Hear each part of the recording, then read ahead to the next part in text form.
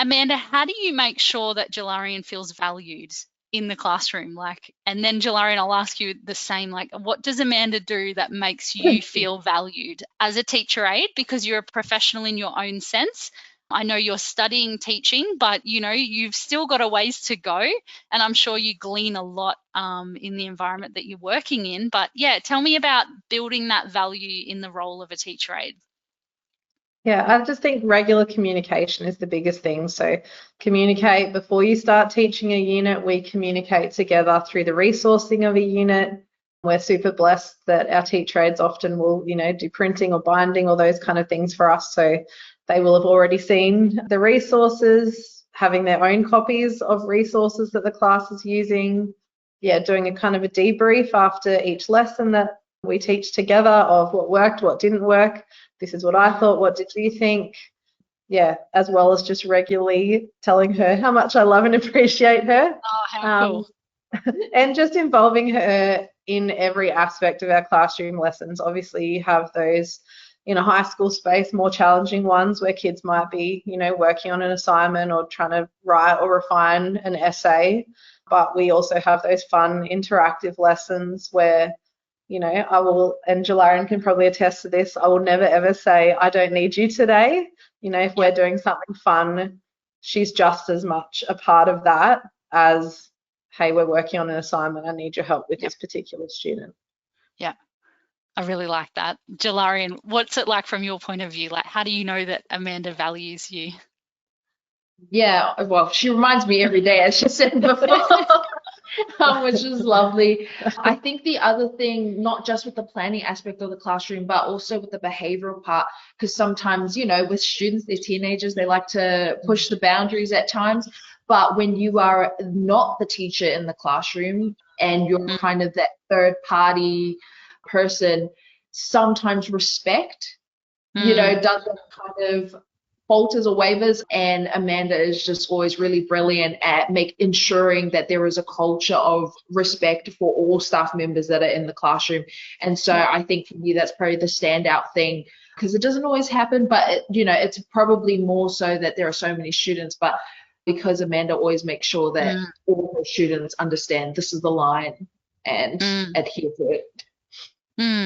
And like Amanda, you're backing her up. As teachers, we know we do that professionally with each other, but yeah, to back up your teacher aide and to explicitly say to your students, hey, she's a professional in this room, she's a staff member in this room. We give the same respect that we would a teacher. That's fantastic. And I know there'll be teacher aides listening going, oh, I wish my teacher did that. So maybe that's something to note or to talk about at your school if you're listening along today. All right, let's keep moving. I'm just reflecting back on Amanda, what you shared about telling Jolaryenne every day, how much you appreciate her. And I think when you've taught without a teacher aide or a teaching assistant, and then you have one in your classroom and you go, oh my goodness, I can't go back to not having one, and so I must make them feel so valued.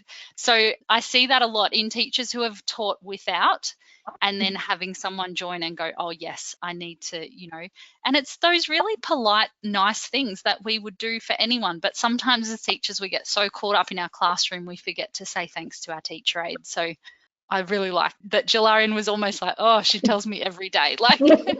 She knows how valued she is. That's so cool. All right, let's talk about communication. So do you have any strategies that you use? I know you spoke about you meet at the start of the year or the end of the year if you get a little bit of time, and you might talk through the units or you're preparing materials. But talk me through how you communicate or how frequently you communicate. What sort of things do you talk about when you're communicating? Because I'm assuming that it really enhances the effectiveness of your classroom to know that you're on the same page. So yeah, talk to me about how you communicate and what you're communicating about.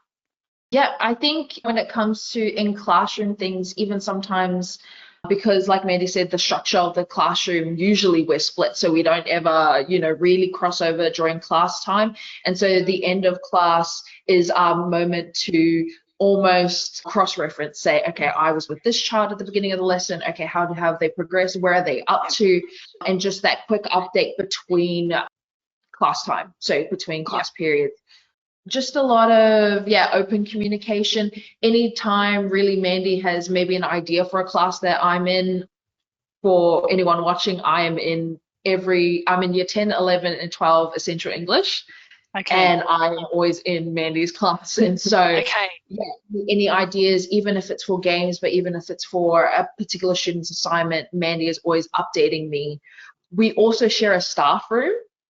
So that's Right. probably the biggest thing that makes it easier for us. I know it doesn't happen a lot for TAs where they have a shared space Yep. with their teachers, but that has helped astronomically for collaboration and communicating. Amanda, do you have anything you'd like to add there? Yeah, I just think biggest thing is, yeah, regularly touching base and checking in. Yeah. Also asking her for feedback. You know, it's nice to think as the teacher delivering lessons sometimes that we're perfect and we never make a mistake and the kids have taken all of the learning. But yeah, asking her for honest feedback and being receptive to going, hey, do you feel like that landed or did I miss the mark there? You know, what can we change? How do we follow that up? And then we also use written trackers and communication as well. We'll have a shared OneNote where if students are working on particular checkpoints for something, we'll both be entering into that. So we can see if I'm away for a lesson or anything like that, I can see which students she's checked in with, and we use kind of a traffic light system of if their cell is green, they're up to date and going well, yellow, bit shaky, red, okay, we really need to focus in on these students. So the chatting as well as, the written communication. Yeah.